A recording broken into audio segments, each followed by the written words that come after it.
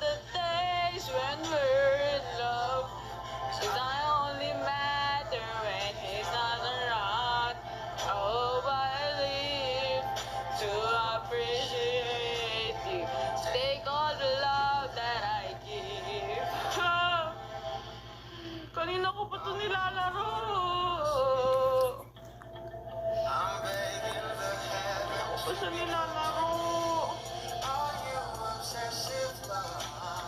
Kagaya ng alambre na to na pinalibutan ng wire, na pinalibutan ng gomang puti, ayokong mapaglaruan. Kaya simula ngayon, bibitawan na kita para hindi paglaruan. Kasi may tamang paggamit sa'yo upang itali ang mga nagkalat na wire. May tama kang palalagyan, may tamang para sa'yo.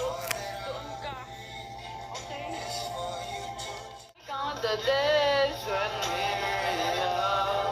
'Cause I only matter when he's not around.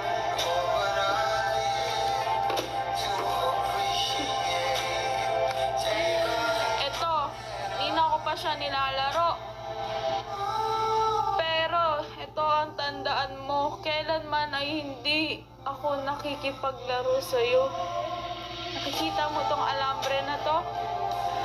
Ang alambre na to ay ginagamit para sa mga wire na nagkalat para maging organized sila. Kapag wasa, kumari ito ang wire, pag nilagay mo rito, tapos igaganyan mo, magiging organized sila.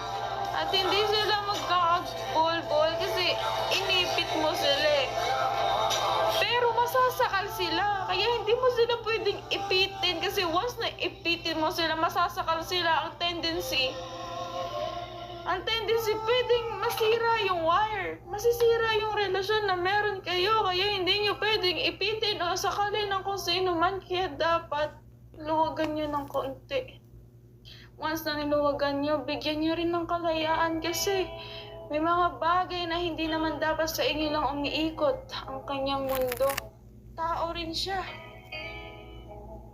Tao rin siya kaya dapat malaya. Dapat hindi niyo siya sinasakal.